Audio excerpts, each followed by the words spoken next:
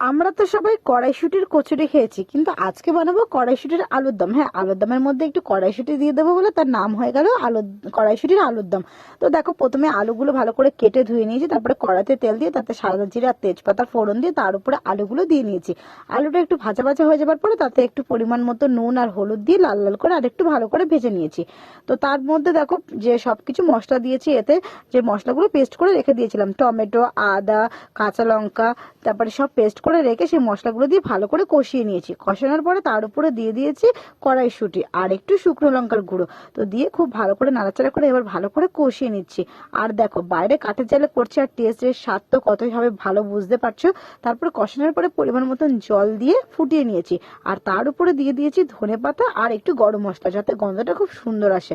তো দেখো, ফাইনালি আমাদের রেডি হয়ে গেছে কড়াইশুঁটি দিয়ে আলুর দম। ভিডিওটা কেমন লাগলো অবশ্যই জানিও। তোমরা বাড়িতে এরকম বানিয়ে খেও।